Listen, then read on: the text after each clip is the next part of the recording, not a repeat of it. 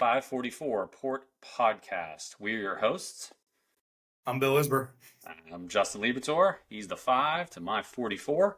So we're bringing you episode 2 this week, dropping at 5:44 this Friday. And Bill, I guess the first question for me is, it's been a week since we last talked. What have you been up to? What'd you do this past weekend? Anything fun? We got to spend a nice little weekend at the lake, Conic Lake. Got some sun, got to relax a little bit, and just got ready for the long work week. Enjoyed the holiday weekend. How about you? Yeah, Labor Day, it's nice having that extra day off. So we actually went down to the Pitt game with our family. So my nephew, Trevor Walco, he goes to Kent State. So it was fun. We did a big tailgate with my wife and her side of the family, Joe, and all the kids and family. Went down, tailgated, drank some of the new Promote what I'm drinking tonight, the Icy Light Pitt cans. So drank a bunch of those. It was a I good don't support time. the Pitt, but I'll salute you for going down and having a good time. Cheers. What are you drinking there, Bill? I'm a bullet guy. I'm gonna stick with the bullet. Sticking with the bullet. All right. And then we went to the Green Day Smashing Pumpkins concert down at PNC Park. Heard good things about Green Day. Not That so was much something. Smashing Pumpkins. Yeah, Smashing Pumpkins, they don't play a lot of the popular songs. They play a variety of songs that are probably less popular. But Green Day, they played 2 whole albums. They played their Dookie album and their American Idiot album, like straight through. It was pretty impressive. Yeah. Probably good show, I would think. Yeah, it was a good time. Excellent. Yeah, I haven't been to that was my first concert at PNC Park. I've not been to PNC for a concert. No, me neither. Yeah, it's a nice venue. You have like the city in the background. They set up the stage right in the open side of the park, so that's pretty cool. Gotcha. Very cool. Wish I could have joined you. Yeah. You're unfortunately you're up at the lake, though. I get it. That's all right. It's a good trade-off. Conic's a good place to be. Yeah, It is. Out on the water, definitely. So, can we talk about the success of our first week? It was a little surprising, a little shocking to you. What would you say? Yeah, I would definitely say overwhelmed. Yeah, I think we had our expectations set pretty low. maybe 2 or 3. Yeah, 2 or 3. Like our family, and not including our family. Yeah, not including our family. Yeah, and I think we surpassed those. I don't remember the final numbers, but it was 700. I wrote some stats down here. So on YouTube, we have currently 20 subscribers with over 130 views. Okay. Also on Spotify podcasts, we have 5 followers and 15 views on there. Excellent. And then crazily, the McKeesport Tigers Twitter page picked us up and promoted us, and there was over 1,000 views on that one post. That's amazing. So I'd have been impressed with half of that. Yeah, I would have been like 10. If we were broke 10, I'd feel like that's pretty cool. Yes, right? I feel like I got 10 friends. Yeah, I don't even know if my family watched it yet, but selfishly, it's a chance for us to hang out. It's a chance for us to catch up with old teammates, and it's that in itself's a win, I think. Yeah, I expected McKeesport people to hear it, listen to it, past players. There was Paul Farrell put a post on Spotify. Somebody that came out of the woodwork. I know you had a few people reach out to you that I haven't talked to in a long time. I'm not on Facebook, so I don't catch up with people too often on there. So I don't know what's going on there. But all the old teammates, stay ready. You never know when we're going to be calling to talk to you. So correct. Yeah, we have a long season here, right? Every week we need new people coming on. So we have a pretty good schedule, hopefully, to fill. I thought one interesting story I'm going to share. I thought it was pretty crazy. One of my teachers, Celeste Farrison, her husband is a coach for Duquesne football, and she was out at Home Depot doing some shopping. She was walking back to the car, and I'm the principal at her school, and she heard my voice from her car, and she was like, "What is going on? Why is Justin coming from my car?" And she gets in the car, and her husband's listening to our podcast, and he picked it up from the McKeesport Tigers Twitter feed. That's where he found it from. So it's crazy, like we have. You don't know who it's reaching out there, which is absolutely cool. Yeah. So trying to keep it PG-13, and definitely, and has to have a good time with it, though. For sure. Now, one of the, I think maybe we'll call it a little controversial conversations from last week. It's not controversial in my eyes. I agree, but I think I'm getting some questions out there. There was definitely some questions. There's definitely some questions. I feel some questions. Bill told a story of a memory. We were sharing memories of different things, and Bill shared a memory of my what game do we say that was? Maybe Trinity or something. Trinity. You're 4-2. It was a 4-2 all day. Yeah, it was definitely my speed catching up with our running back at receiver. So, you know the internet. You can find things anywhere. So we're going to try to pull up a clip of this here. I think we might have. All right, let's see if it's working. You it's see on the internet. It's true. All right. Let's see if we can get this to play here. All right. For our fans, I need to show some evidence here. Can we full screen it or zoom? That's it. So I think if you look at the top of your screen, you're going to see. Wait for it. Wait for it. Here it comes. That's a 4-4 guy right there. Closing speed. Look at that. Rest my case. Hold on. We got to go back. Well, let's break this down like real film study like they would. All right.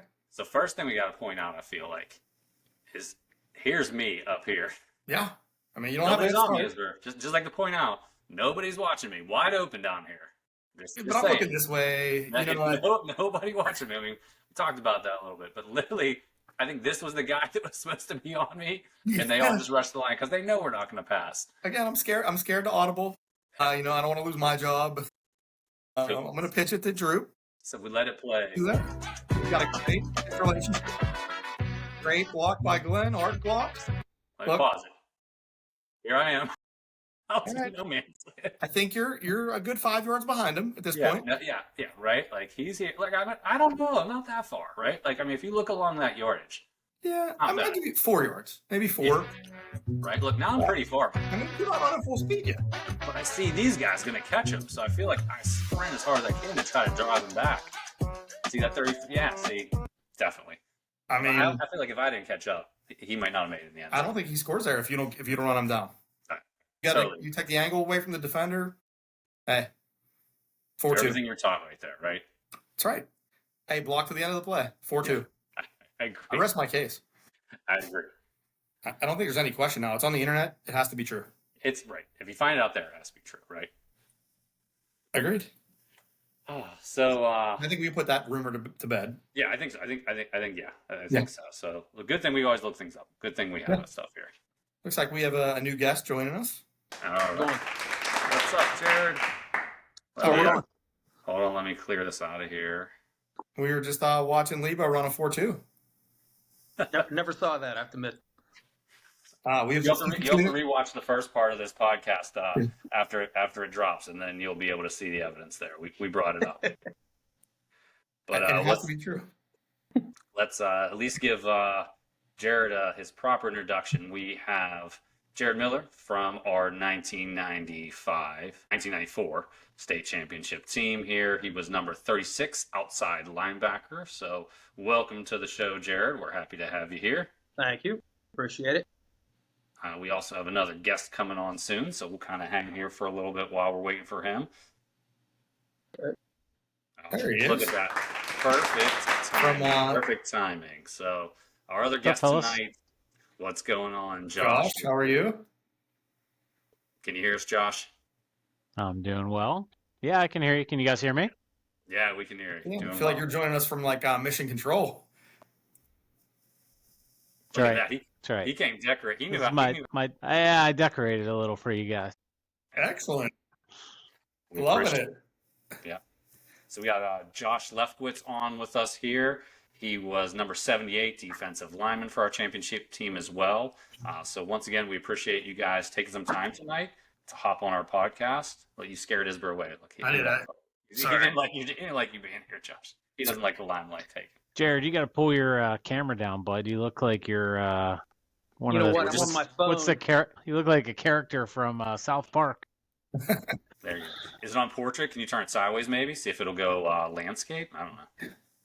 Or no, that might make you go sideways. Never mind. That didn't work. That made you go sideways. So that was bad advice.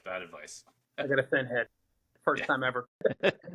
Biggest helmet on our team, 90 to 94. All right, so welcome, guys. This is our podcast. We're happy you guys joined us. I guess we'll kind of start with how we've always started. I guess we'll start with you, Jared, since you were on first. Kind of just tell us what you guys are up to now. What happened to you after you graduated McKeesport and the path you guys have taken?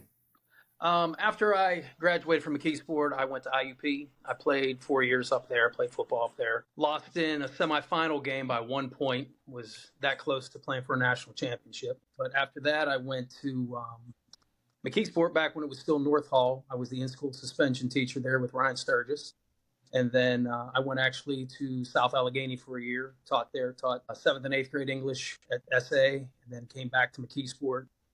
Taught English there, middle school English for about 6 or 7 years. Then I got into counseling, got into a little bit of real estate on the side, and had 3 kids. The other thing, you guys know my dad's a minister. I'm actually ordained myself, so I fill in for him sometimes. But he's nowhere near retirement. He's got another 30 years. So, he's running in the park every day, so he's good for a while. But I started coaching back in 2001. I coached with Buddy Geisler and my brother at the 9th grade level. And then in 2005 was the year I came up to varsity, which was a good year to come up because that's when we won the second state title. Got to be a part of that. And I coached with the second best team in McKeesport history. Yep. So I got 2 rings. I'm the only one got 2 rings. Right. There you go. But yeah, I coached a little baseball, a little basketball, but mainly varsity football under coach. And then once he retired, I was out of it for a while. And then when my brother got the job, I came back and helped Matt out. So I've been there since 2016. So, and now it's cool because Matt's son's playing. He's playing middle linebacker. My son's playing, and he's playing a little D end and tight end. He's actually wearing 44, Lebo. Nice. That's awesome. Not that he's a big Lebo fan, but he's wearing 44. I was like, why 44? And he's like, well, the shirt size fit me. He's like, you're a sophomore, you don't get first dibs on what numbers you get. You're just sort of given whatever they're giving you. So right. Yep. But I got 3 kids. I got a senior. My daughter's a senior. She's playing hoops and softball. My son's playing football, and then my youngest is in 6th grade. He's actually the water boy on the team. So we keep it all in house. We're all keeping it in the family here. So. It's awesome. Awesome. Yeah, it sounds like you've come full circle and back into the port. Yep. Never Lefty. left, but came full circle. Exactly. And Lefty, Circle around. It's just a big circle. Yeah. Yeah. But you, Josh, what have you been up to for the past 30 years, man?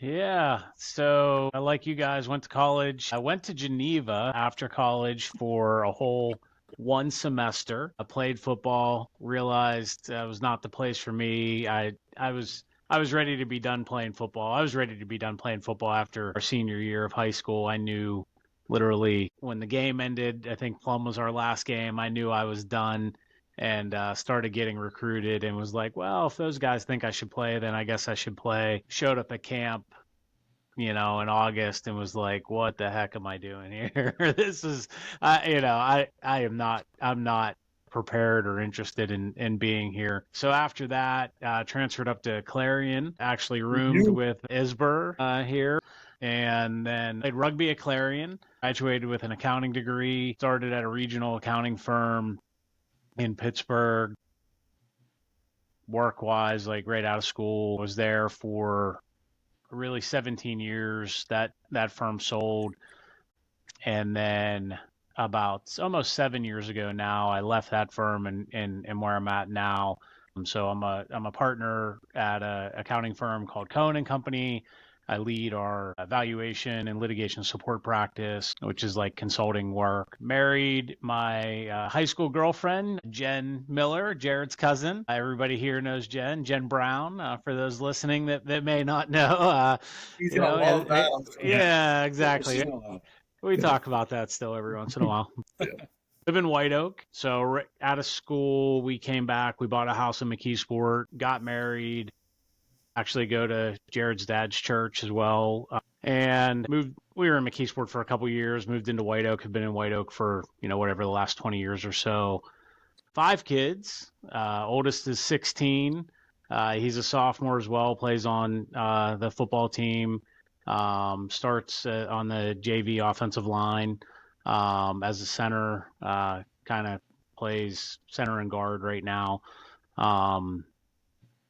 And then I have a 14-year-old daughter, 13-year-old daughter, 7-year-old son, and don't mess this up. You're so close. and a 6-year-old daughter. Yeah. So we had them in bunches. We had 3 real quick. Had to take a break.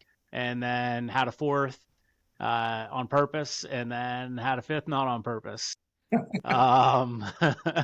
So, but it's been a fun, wild ride Jen and I got married in '02, so we're coming up on 22 years of marriage and started dating our senior year. So, 28 years we've been together, which is That's awesome. Really crazy to say out loud. So, right.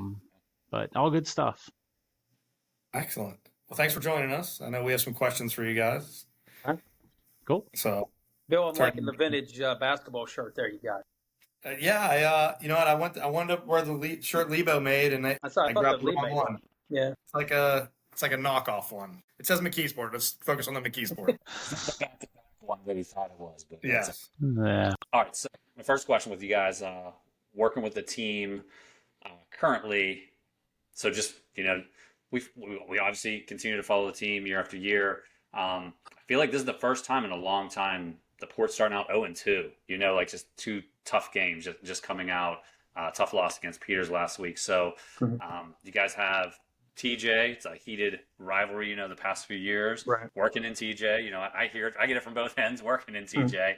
When I go to the games, are you wearing red and blue? Are you wearing black and gold? So if you see me at TJ tonight, I will have a TJ polo shirt on, but I'll definitely have my red and blue underneath it. So I'll take it off when McKeesport wins. But how do you bounce back? So coming into this week with it being such kind of a big game, coming in 0-2, what's the mentality with the team? How are you guys building the kids up? How do you stay focused to come back and not to go 0-3 and pick up a win this week? I give my brother a lot of credit for that. He got together with all the seniors and the leaders on the team and said, "Hey, we got to hold this together. We got a lot of youth, a lot of inexperience. We have 2 freshmen starting on the offensive line. We have 2 sophomores playing significant roles on the offensive line, and all underclassmen, no seniors. We have some returners coming back in some of the skill positions, but we got Bob Eastman's son, Brady, is our quarterback. He's doing a great job for us. It's the first time that he's played that position, and stepping in the quarterback role. That's a big position to fill. So I think it's just a thing of stay calm, hold it together here. And I know this week we kind of go back to the basics. Let's not add anything. Let's not sort of dumb it down, but keep it back to the basics and just go back to doing what we do and just do it better. Going over a lot of fundamentals. We missed a lot of tackles last week. We missed a lot of reads. Missed a lot of just little things with footwork, little attention to detail. Going back to the basics and really having some really long but well needed practice this week. A lot of film study, and hopefully it'll come out to the right result tomorrow night or Friday. Cool. Yeah, and I'm not coaching, so just to be clear, I have the best assignment. I show up Friday night with my iPad, and I get to watch the game front row on the field and keep stats for the team. Do a little bit of posting stuff for the Twitter account. I'll take some videos and stuff like that, and try to get a little bit of press or whatever for the boys on the team, just to kind of push them when articles hit and things like that. Let them, hopefully get some views and things like that on the great stuff that they're doing. So I do nothing in terms of righting this ship other than, show up and don't get a penalty for yelling at the officials. That's my only responsibility. Don't throw your hat out in the field, right? Right. Let me pull the glasses off of Clark Kent here real quick, though. You do a lot of behind the scenes work, though, Josh, with the golf outing, Duke and Ding. I do. So that's some stuff. I know you're probably too humble to bring it up, but I'll plug you. You can pitch it now and talk about it a little bit. Yeah, no, I appreciate that. I do a lot behind the scenes. I think I moved to McKeesport right before 9th grade, and it was at the time, I was, whatever, 13, 14 years old. I thought my life was over, right? And I, found out very quickly it was the perfect, place for me to be, and, chosen to live here and raise my family here. And, we just, we're all in, right? And so when Matt got the job and, my son was, I don't know, in 16, he'd have been like 8 years old, and so probably a couple years after that, started bringing him around, letting him help with water boy, be on the sidelines, things like that. And, it's just kind of grown from there. Right. So, we set up a charity a few years ago so that we could get institutional money whenever companies, we've gotten some money from some big names, right? And be able to give them an avenue to get a tax break. We have to have a real charity, right? That can't just go through the touchdown club. So help get that set up, have helped facilitate, a lot of the stuff that we're doing with the new weight room building. It's been an exhausting project, but kind of stepped into that a couple years ago to help move that along. I do help run the golf outing. Coach X, I know you guys talked about him last week, and just, obviously a great guy. A few years ago, he asked me to help take that over. So I helped do that. And then on the other side of Jen's family, my wife is Joe Hoffman, is another McKeesport guy, was the chief of police for White Oak for a handful of years at the end of his career. He was one of the leaders for the Duke and Ding Foundation. So he reached out to me and said, "Hey, I know you're really involved, and, would you help us out? We want to transition this to a couple of younger guys." And so they transitioned the Duke and Ding scholarship to myself and Doug Sibilia, who, also he's a sophomore on our 94 team, a 2-year starter in McKeesport football. He lives in White Oak. His boys are playing, both starting. And so, we're, another guy, right, that's all in on McKeesport and McKeesport football. And so the two of us taking over the Duke and Ding Foundation, if I can give a shameless plug for that, what a great thing those guys set up, right? I don't even know all of the history, but Marco Ratesic, his dad, and a few other guys really were the initial founders, got some early money, did pretty well from an investment perspective. Scholarship started in '88 as $500 to 2 individuals. Bill, when we were seniors, they changed it to $500 for 4 individuals. And since that year, since 95, 96, whatever you want to call it, it's been 4 individuals and it's grown. We now give $2,500 away to 4 individuals. So we give away $10,000 a year. And financially, we're in a really fantastic spot that scholarship is pretty much at the point that, it should be set into perpetuity. Even if we don't get any more donations, we still do get some small annual donations. Hey, we'll edit that out. If you still want to donate, there's still time to donate. Yeah. No, definitely always looking for donations. That's right. We're pretty close to, because costs go up, right? I mean, these kids, $2,500 in another 10 years is going to be nothing, so the same way that we would laugh now about giving away a $500 scholarship, right? Like that buys you a couple books. Another 5-10 years, we're gonna have to increase that amount, or we're gonna want to increase that amount again. And so we're in a good spot, right? That scholarship should continue to run, well past any of us. And it's just it's a great thing to pay, homage to Duke and Ding, great coaches back in the mid 40s to mid 60s, won a ton of games, really put McKeesport on the map, put McKeesport football on the map at a time where McKeesport was really a meaningful city. And so those guys loved their coaches, Duke and Ding, the way that we all loved Coach Smith, and the way the guys now all love Matt Miller, so it's just a great, tradition that exists at our district. And, as I talk to people out in the workplace and things like that, it's very rare, right? There's not a lot of, whether it's booster clubs or whatever it is, giving away $10,000 in scholarships a year to 4 individuals, and it's purely academic, right? So it's the top 4 GPAs on the team, has nothing to do with playing time. If you're on the team and you're one of the top 4 GPAs, you get the scholarship. Student athlete. Yep, student athletes. And then we also give away the best back and the best lineman awards as well, and those are selected by the coaches. So we don't vote on that. That's selected by the coaches. Awesome. Well, let's shift the gears a little bit, because that's super important. So definitely donate if you're listening in. But I want to talk to you guys about you guys a little bit. So, I mean, everybody can say like, we won the state championship. That's a great memory. That's my favorite memory of the season. So I want to know, between you two guys, what was your favorite memory that maybe was just a regular season game, maybe it was a practice, maybe it was camp, maybe it was something we don't even know about, that your favorite memory from our championship season. You have something in mind, Lefty? I was sitting there I don't thinking. put you on the spot at all. Yeah.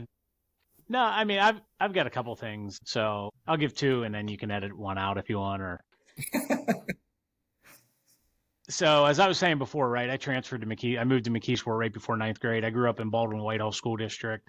Played football since I was 9 years old. Little league with all of those guys, and so that Baldwin game, both our junior year and our senior year, was just super hype for me, right? Because I grew up wanting to be, a varsity football player, and thought it was going to be a Baldwin, and then moved to McKeesport, and as I got integrated into McKeesport, it was just such a better place for me that it was one of those things. I just wanted to crush those guys, right? So Success times two.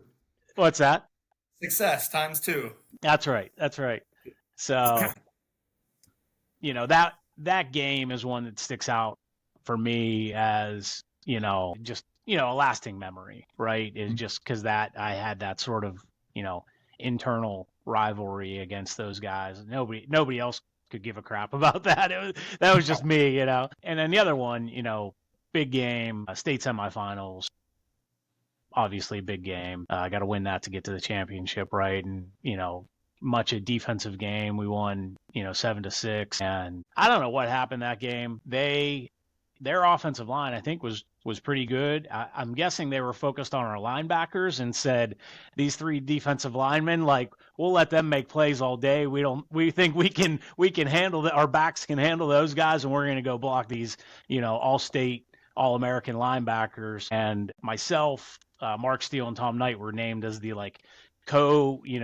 defensive players of the game, because I think between the three of us, we had 30 tackles, which is in our scheme was unheard of. I mean, I think the most tackles other than that game I ever had was 4, you know what I mean? So that was, that's an old film I like to throw in every once in a while and watch.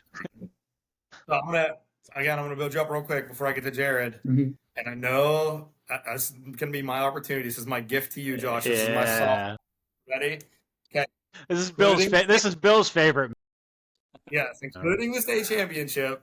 What was your favorite play, Josh? Yeah. So I joked around in college a lot, and Bill likes to get after me on this one, but Aaron Harris was a beast, right? Went to Penn State. I think he's playing on Sundays if he doesn't blow his knee out. That dude was just a truck. Mm-hmm. And in the third quarter, I come free through the line, and I hit him with everything I got, right? I can't see straight after I get up, and he goes hobbling off the field. So now I feel like I'm this monster. Well, he just cramped, right? He was back the next play. And I always joke around with Bill in college. I always say to him, I knocked Aaron Harris out of the game. That's how tough I was, So I remember trying to tackle that guy, and I couldn't put my arms around his legs. Yeah, I mean, he was like Earl Campbell. His legs were huge. Yeah, tree trunks. Yeah. All right, Mills, what do you got? What do you remember? Well, the one was Erie Central that he brought up, and Roosevelt Benjamin was an absolute beast for them, number 22 for them. I think he was supposed to go to Michigan. I think he ended up at Clarion. I think I played against him at Clarion. A funny IUP story. It was my freshman or sophomore year, special teams guy at the time, and I'm getting in at the end of the game, and I look over, and it's Glenn Allen. He's like, "Hey, what's up, Mills?" He's like, "Don't worry, they're running the other side. Don't worry about it." It was Thursday practice, oh, okay, cool, take this play off. It was a minute and a half left. We're both getting in at the end of the game. Hey, don't worry about it. They're going the other way. But Roosevelt Benjamin, we're playing against him. And in that game, we went back and forth. There was a bunch of turnovers. I watched that game recently because they're redoing that highlight film. And I couldn't get over how many turnovers there were, both sides of the ball. We just kept getting interceptions, fumble recoveries. And I had an interception in the game. I was pretty fired up about. I had that led to that beautiful pass that Bill threw to win the game that everybody remembers. That I think God stopped in midair, and it just fell into Cromarty's hands and ran for a touchdown. Yeah, Coach Eccles would talk about that even last year, talking about it was this beautiful spiral. It wasn't the lame duck that we all remembered. But that's right. But after the game, my dad made a comment to him, and he's like, "Man, that one play you made was really great." And my brother's like, "Yeah, that one play, you made a saving tackle." I was like, "You mean the interception?" He's like, "No, you made this other play." I'm like, "Talking about?" And there was this one play that, I was weak side. It was just like you never stop on a play. You just run till the whistle blows. And I ended up tackling not Aaron Harris, but Benjamin from behind. And there was no way I could catch that kid from behind. He was track star. And I caught him, and I got up, and I remember thinking there wasn't a lot of people around when I made the tackle. But my dad made out this big deal about what a big play it was, and I was like arguing with him, like it wasn't nothing, And the next day, Coach Hampton made some comment about Miller doesn't make this play. We're not playing next week. Blah blah blah blah blah. And you guys all need to thank Miller. And I remember Libator going, "Thanks, Jared." Like, screw you. But it was one of those things where my dad and my brother were so emphatic about it, and I was kind of like, it was just another play. When we watched it on film the next day, it was like maybe Dad knew what he was talking about. Do your job. Yeah. Just do your job.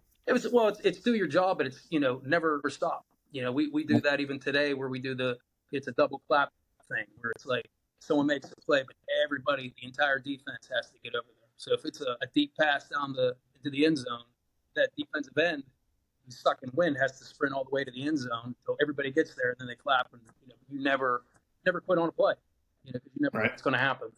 So that one always stuck out to me. Awesome. Yeah. Hey, Jared. Well, thank you.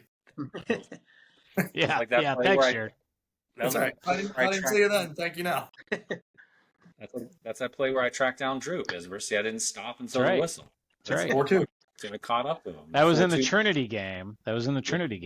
I started doing. Yeah, so I do. I think I mentioned this before. I do the Twitter page, right? And I started just for a fun, like Throwback Thursday. Started doing just a quick little highlight reel of plays from the corresponding week, right? So that was week 2. So I put that together, and it was funny you guys mentioned that last week because I was sitting there watching it. And I'm like, oh, there's Libator. That he's fast as heck. Yeah, it was like perfect timing because we talked about that and then you tweeted that out and then so we just showed it to begin this. So when you watch it, we replayed it at the beginning of this episode. Nice. So we went back and reviewed it, so we had some evidence now that it's out there. Yeah, we broke That's it down right. like a film study, like where I was, where I caught up. It was pretty impressive. I'll take credit for that one. Nice. Yeah. So talking about like blast for the past. What would you guys say is your favorite football movie? So if you had to pick one, what's your favorite football movie? There's a bunch out there. The program always was good. I remember we liked that a lot. And I'll go old school. If any of you guys seen North Dallas 40? Have. Yeah. Like Nick Nolte's a wide receiver. Nick Nolte. Yeah. Yep. There's some oldies but goodies out there. The program was pretty good. That was what we came out. I think that was like 93, 92, 93. I was gonna say that was like awesome. Like came out at our age, like to go see the movie in the theater. Like that came out, and the Latimer with like the skeleton face paint. I mean, man, he was just a nut Like job. the table. Yeah, That's right. That's right. Lefty, you should have did that. Yeah. And then they went and ruined it, and they edited out the part where the guys all like Lay on the street. On the laid road, street. yeah. Yeah, then when they after they released it on VHS or DVD or whatever when it came out, they had to cut that part out because kids were actually going and doing that stuff. Crazy. Yeah. Yeah. What about you guys? What was your favorite movie? Mine was Program. I really liked. I also liked Remember the Titans, Denzel Washington. Good one. I feel like that was a really good one. I'll give you guys one. How about The Best of Times? You mentioned that last Kurt week. Russell. Give him the best movie. Yeah, exactly. Dr. Death, baby. Dr. Death. The white shoes on. White shoes, yep. Yeah. I think, did we talk about that last week? We did, yeah. Yeah. Yeah. Oh, did you guys? Okay, Yeah. I don't remember that. Yeah. I have to watch that this weekend. Right? Yeah. No, Yeah. good call. Good call. Yeah, it's a Old good school, one. good quality. Very quality. Yeah. So I think, Josh, you'd said you kind of grew up playing midget ball in Baldwin. And Lebo and I talked last week. Like, I didn't start really playing organized ball till like 7th grade. He was kind of like 6th, 7th, 8th. And like we each had a reason like why we started playing. Like what brought you guys to the game? Like, what did you just love the sport, or parents made you, or like what was your love for football, or when did you start? I guess. For me, I started in 7th grade. My dad would, talk to me about Coach Waggle and Coach Schaefer when he played in the 60s. Then he coached. He was actually the D coordinator in the early 70s under Coach Archie Guyett. And then he got out of teaching, got into ministry, and got out of coaching. So I was being around my dad, hearing that. I know you guys talked about the Steelers. Of course, everybody in Western PA is a Steeler fan. And Right. then, and then it was, like Justin's older brother and my older brother were really close growing up. And, watching him play, that was probably my biggest influence. And, it's kind of a rite of passage, in our family. Now all our kids are playing, so it's pretty cool being a part of it. Yeah, for me, I always grew up loving the game, right? My parents divorced when I was really young. My mom was kind of like single mom, and money was not around, and football was pretty cheap around Christmas time, right? So always had a ball in my hand. Had a little like sand lot, down at the bottom of the hill that you thought was like the biggest, you thought it was like regulation field, right? And you drive past it as an adult and it's like this little patch of grass, And one of my like earliest football memories was the 86 Penn State national championship team. I just remember like watching the national championship game as like a 8-year-old kid, and the next year I started playing football age 9. They like put flyers out in school, I guess, or, I think it was probably the end of the school year, probably, right, for the fall time or something. I think that's what it was, but I don't remember exactly. But, got my mom to sign me up for, the midget football team, and came out age 9, and, it was at that one. Once I started, I was never stopping. It was just every year's football season. I didn't really do much else. Played, maybe played a little bit of basketball. I remember in 8th grade, my offensive line coach said, "You need to wrestle." And I was like, "Coach, I play basketball." And he was like, "You don't play basketball anymore. You need to go wrestle." And I was like, "Okay." So I, tried that out. But yeah, football was just always there. I think, like you guys are saying, just the culture, Steelers. I happen to like Penn State, other people like Pitt. Pitt was pretty terrible at that point. And so, just football was king in my neighborhood. So it's what we did. So now, like you guys were both saying, full circle, you have kids now getting into sports and those kind of things. So like now is like, we talk about how you get into sports. Now, your own kids, do you find it hard as a dad, as a coach, as like not wanting to push your wants and needs on them, or your expectations? Like I know, like my son, like I would love for him to play football in youth, but he never really wasn't interested into it. He didn't go into it his like freshman year of high school. He finally just got into it. And I didn't want to push, because I know with football, that's a type of sport like you really want to play. Like I know, as I told in the first episode, I remember being like the circle of death and like just getting crushed, not having fun at all with that. I'm like, you got to want to be there, or you got to have that inside. So I never wanted to push that on him. And then he played 2 years and he's done with it. He's moving on to lacrosse and wants to stick with that. I try to be like supportive of that. Of course, I want him to always play football, because it was like that. I feel like that too. Like that was like a love of football.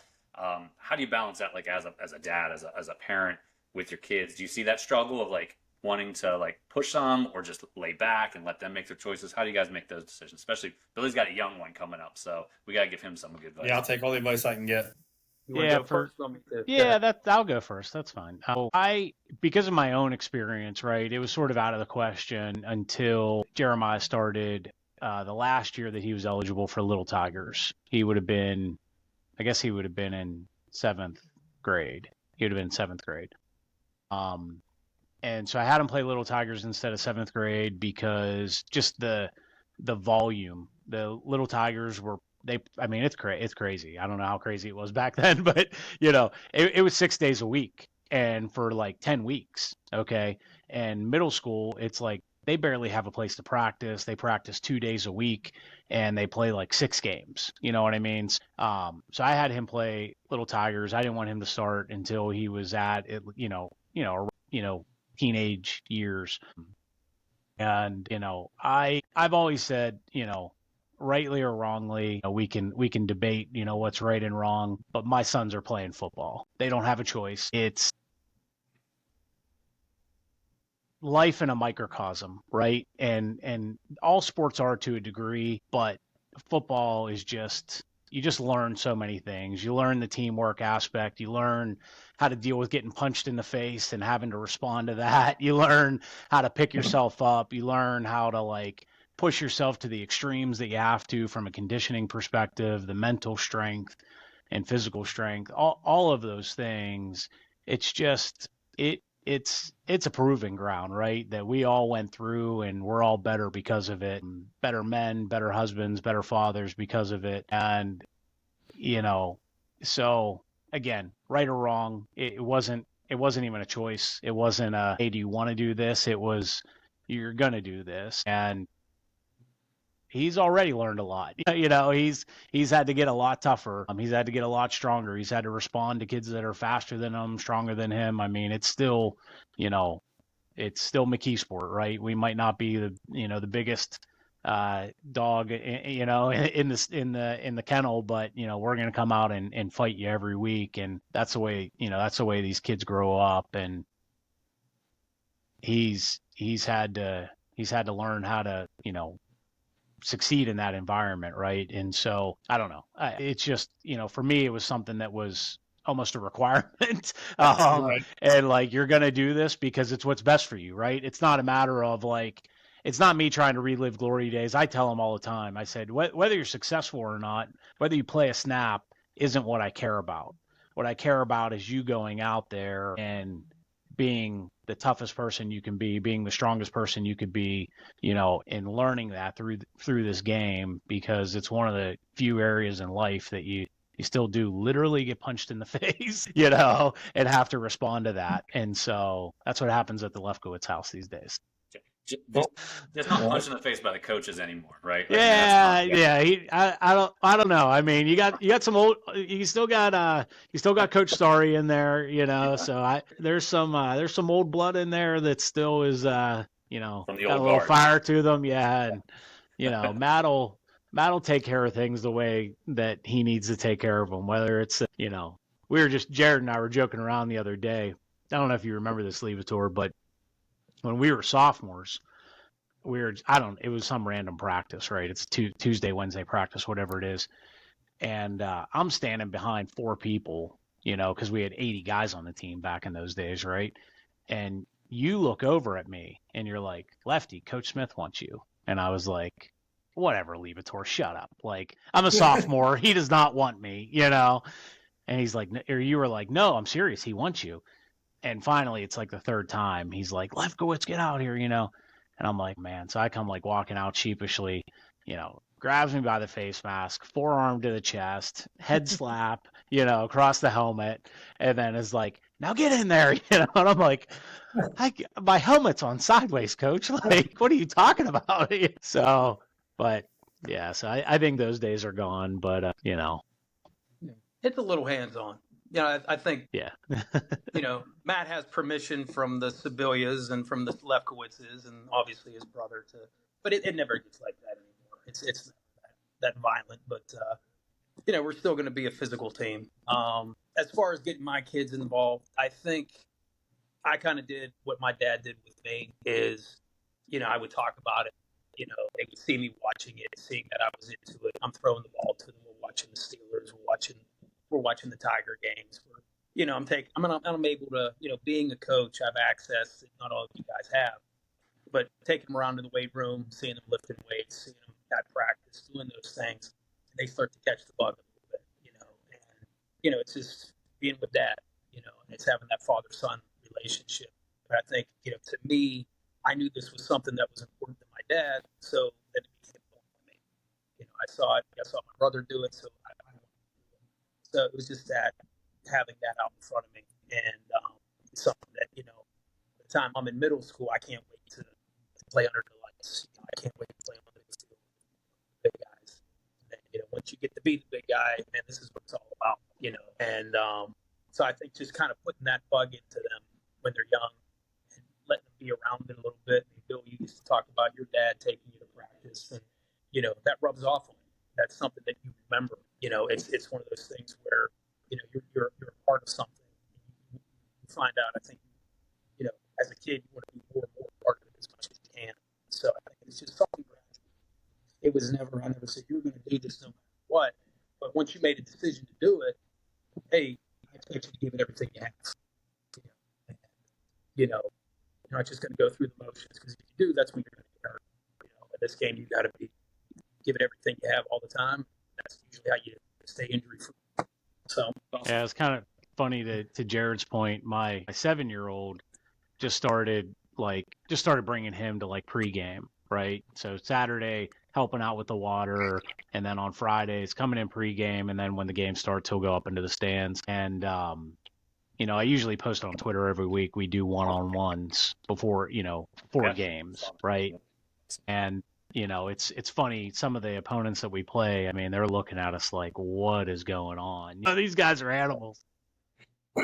But anyway, so we're doing one-on-ones last week up at Peters, and it's the first time he's seeing it like up close. And as soon as they were done, I think it was Winowich and Abraham, Jared, he's like, "That was awesome."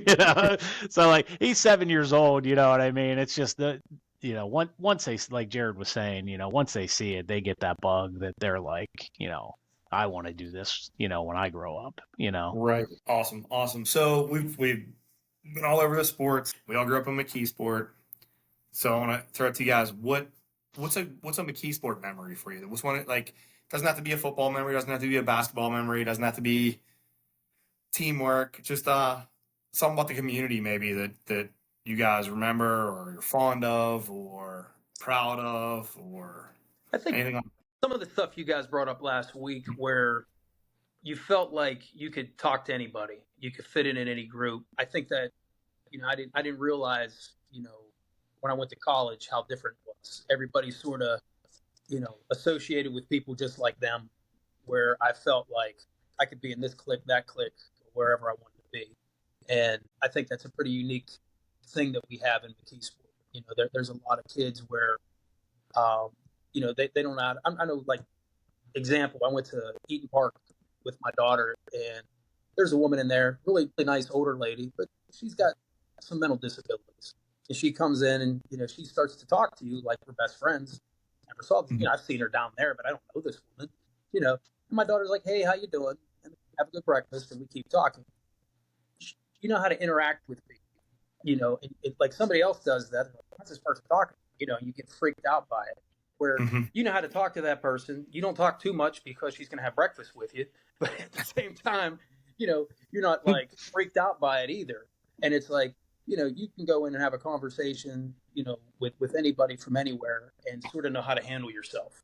If you're in a boardroom or a dive bar, you sort of feel like I know how to handle myself in this situation. And I don't know. I think that's a pretty unique thing. The other thing that I thought was always really cool was, being a part of the basketball and the football championships is, how McKeesport travels, and not a support that we had. Everybody say, "Oh, the port travels," and it's like, we have 52 buses that went up to Erie that year, and it was like just the amount of support and how everybody from every different side of our community all came together, for that team. And that's something that I always remember. Is just wherever we went, it was a home game. You felt like you had home field advantage no matter where you went, and I think that's pretty rare. It was just something that we were used to. I think you could take it for granted. Yeah, I mean, I would echo that, and I know you guys said it last week too. I think that is a really just a rare quality. It's just such a diverse background of people in this community, in this in the school district, that you get a part of that. The other thing I would say too is really even like some of my first memories of like showing up for ninth grade football over at Auberly, late summer workouts, right, where I didn't know anybody. I think I showed up at those practices with like Tony Marquette and Nate Svitko, neither one of those guys ended up playing. And, I came in and nobody knew who I was. And as soon as we started practicing and it was like, he could play, I was a part of the group. You know what I mean? It was like, it didn't matter who you were. Like everybody was, you guys were coming from McClure. Some people were from Cornell, people coming from like, parochial elementary schools, people transferring in like me. It was like, and I didn't know this at the time, right? I didn't know any of that at the time. I figured everybody knew everybody, you know what I mean? And I was the outcast, right? And it was like, there was a lot of like things coming together at that time. And it was like, oh, you can play, like you're cool with us. You know what I mean? It doesn't matter where you came from, So that was really impactful, to me as a, That's awesome. So this question is specifically for Jared. So this summer, the Summer Olympics that we just recently had, we saw breakdancing make its first time ever appearance in the Olympic Games. I mean, I don't know if it'll be making it back after this year, but my big question is to you is, when do you think we're ever going to see millball break out in a Summer Olympic Games, man? I tell you what, that still holds up, man. We played it at Billy's.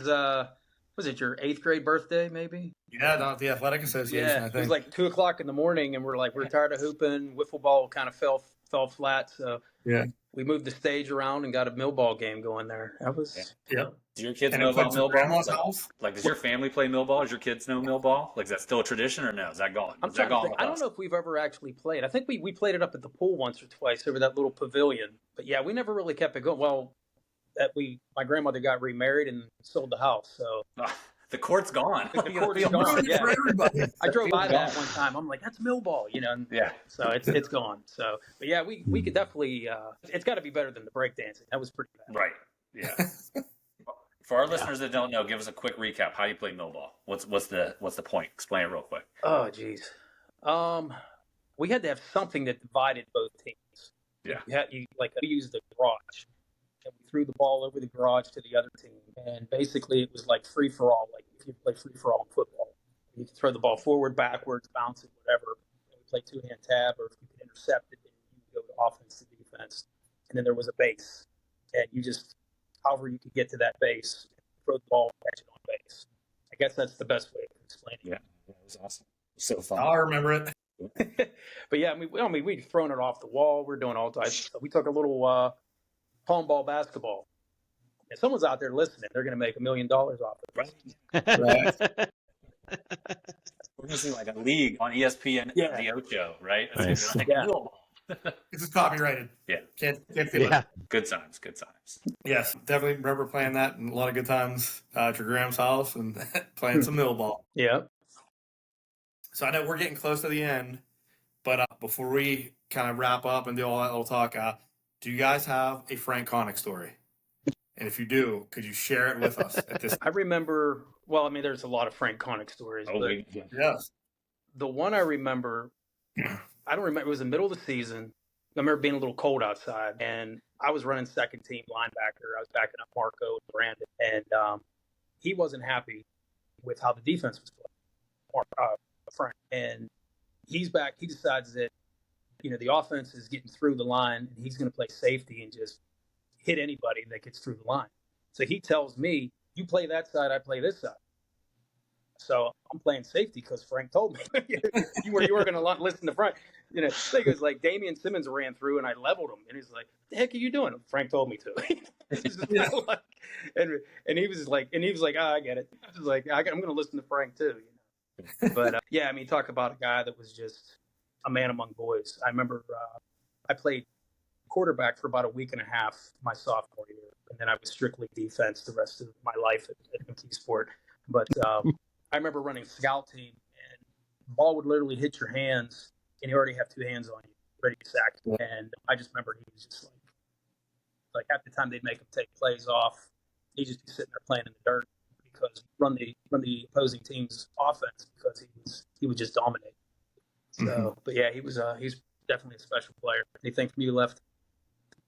Yeah, so I was sitting here thinking, and I think the best one that I've got is, I believe it was I think we played Norwin in the playoffs that year. I think it was the first round playoff game. I think because I remember being at home at McKeesport and something happened. It was probably nothing, but in Frank's mind, it was like, somebody did something awful to his family or something. And there was a timeout, and both teams are huddled up, except for Frank. And he's literally in his 3-point stance over the ball. Like 3-point stance throughout the entire timeout.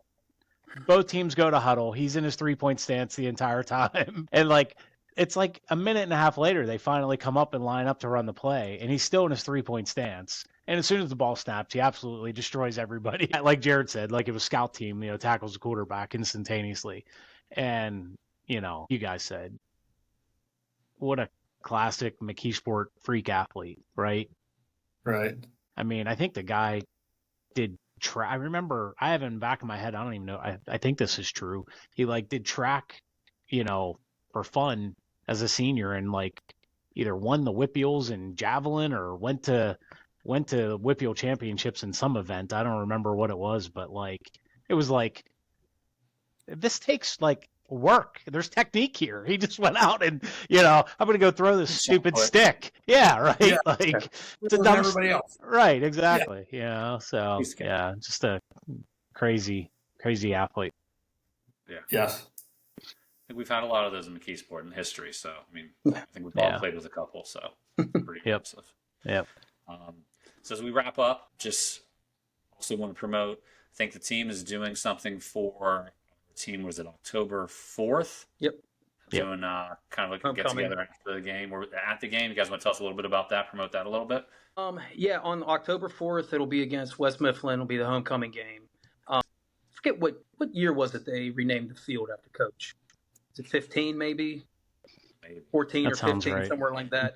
But it's similar like what they did that year, where they have the tent set up in the end zone. And the team can actually be out on the field. It's primarily just going to be the 94 team. And I think they're going to announce people at halftime, bring us out at halftime.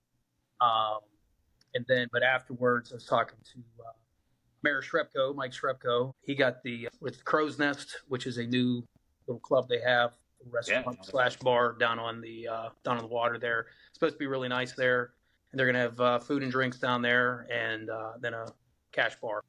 So it'd be a nice little thing that everybody can get together after the game and see each other. It's been pretty cool to see some guys you haven't seen in a while. Yeah, that's the old McKeesport Marina where Isber and I used to, we worked that summer there. Right. Yeah. Summer jobs. Yeah. Yep. Yeah. Yeah, the place is pretty nice. I went with my dad a few months ago. They do karaoke like every Friday. And him and his new wife, Kathy, they go down there all the time. And we went down there one time. It's amazing what they did. It used to be the garage down in the basement of the Palisades. They redid it. It's pretty sweet. Cool. It's nice. Isber, maybe we'll have to do a little live broadcast that night after the game there for our podcast. Nice. There you go. Something to do. But, well, thanks again, Josh, Jared, for joining us here for the show. Also, just a reminder that McKeesport versus TJ is the KDKA radio game of the week on 100.1 FM. So if people can't make it to the game, they can listen to it as well. So I think it might be on TV too. Is it on TV? I thought it was on TV this week.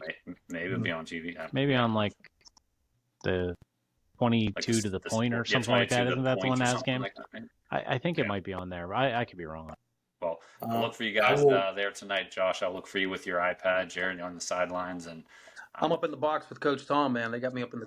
I like the box even better. That's usually where I go hang out, up in the box. So I'll see you up there. Then. All right, boys. Well, cheers to 30 years, guys. Right. Thanks for coming. Thanks for having us. Yep. Thanks, guys. Good talking to you guys. We'll see you. All right. See you. See you guys. I will not be in attendance Friday night. I will be carb loading. Oh, for the TJ McKeesport game for the first time in about 5 years. Yes. Because I have a big race the next day, which I think you'll be joining me with. Oh, yeah. Speaking of that, so the Tough Mudder you have coming up, right? So we do. That's coming up on Saturday. Yes. So how do you prep for that? How do you prepare for the Tough Mudder? Give me some. I'm gonna eat some Tilly's. Okay. I'm gonna go with the two cheese raviolis. I'm sorry. Say 2 plates of gnocchi. That would have been. No, 2 plates of gnocchi. Big I carb. put on a few pounds since high school, but not that much. 2 cheese raviolis, some bread, some salad, good night's sleep, and then hydrate and get ready to run 10 miles. Yeah. So you've been training. You've been running. Enough, I think. All right. Yes. Lifting, is that like the best thing to do to get ready? A little bit here and there. Yeah, you? So for about 2 months. So like once you talked me into it, with that great phrase that big selling pitch that you gave me. You know, what was it? When's the last time you did something for the first time? That's the one. I think that was it. Yeah, I actually used that at my staff back to school. My first meeting with my staff, I used that as like our theme for this year, and told them like just into the school year, think about that stuff, and then talked about the Tough Mudder coming up too. So they're all pretty sure that I'm not going to be at school on Monday after running it. I said I think I'll be. I didn't plan any meetings, but I think I'll be fine. So I think you'll be fine. I think it'll. Yeah. We can touch on it next week and see how we both did. Yeah. Hopefully no casts or anything. No, right. So you can prepare for like the grueling like climbing, the running. How do you prepare for like the electric shock stuff? Yeah, it's a tough one. You do that every year? Like you've done this how many years now? This is probably my 12th year, I think. Wow, over a decade of doing this to your body. Yeah. I skipped the electric shock. Did you ever do it though? Like, did you do it the first year? I did it the first 2 years. It's not awful. Yeah. But it's bad enough that I don't want to do it consistently. Right. So I figure like it's my first time ever doing it. I'm going to try to do everything, right? Like I feel like I'm going to try everything. So in my mind, I was like, I have to mentally prepare how to do this, right? Right. So I figured I got to figure out what's the best way for me to try to train to do that. So let me share something with you. Please. I can't wait to hear this. Oh, man, you're going to love this. So we did a little experiment here. Uh-huh. Let me play this for you. Can't wait to see what's going to happen here. All right, so training for the Tough Mudder. I've been lifting, been running.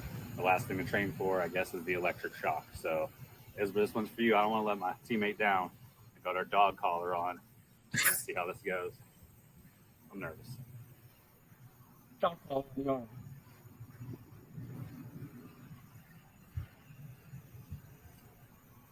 Beeping.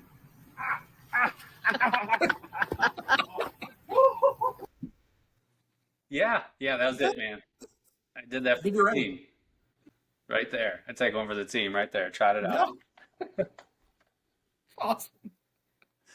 I don't think there's any more training you need. It felt like bee stings. Like really, it felt like quick little bee stings. Like that's all it is. Yeah. That's all they have to. Yeah. But nothing to worry about. But you got to run the whole way through it, right? Because there's a bunch of them. Yes. Like you just got. It's a lot of bee stings. Yeah, it's a lot of bee stings. It's a lot of bee stings. Like a nest of bees, right? Yes. Yeah. Yes. For me, the worst one is the height one. The one you got to go up like 3 stories and go back down. And I got to talk myself through that the whole way. Yeah. Don't look down. Don't look down. Keep going. Keep going. I saw there's one like with tear gas. Like there's like a tunnel of tear gas or something. Yeah, it's Vicks. Is it? Yeah. So it's not like real tear gas. It's just it smells like Vicks. Yeah. If you like Vicks, you're good. I do like Vicks. Yeah. I do like Vicks too. I might put some on my feet for the run, just to get more. You might just stay in there and hang out. I guess it's great. Go to the next one. My sinuses are clear. I feel great. Keep going. Yeah. Oh man. All right, man. Well, good times. Yeah. So we won't see you tonight for the TJ game, but we'll see you tomorrow up in Slippery Rock, and then when we check back next week, hopefully, like you said, hopefully nobody's in like a body cast or in a boot or anything like that. Right, and we'll recap, and we'll have 2 new guests. Next week, and 2 surprise guests. I'm looking forward to it and seeing what they have to offer about our championship season. Yeah, and just to let you know, I did get my shirt made. Oh, it looks awesome. Yeah, so we're ready to roll. Got my shirt ready for the team, ready to run. Wore my shoes for the first time today, broke them in. Broke them in? Yep. Outstanding. Think ready to go for tomorrow. Think we're going to have a good time. Yep. All right, bud. So next week, it's been great. And we'll check in next Friday. Cool, man. All right. Peace out.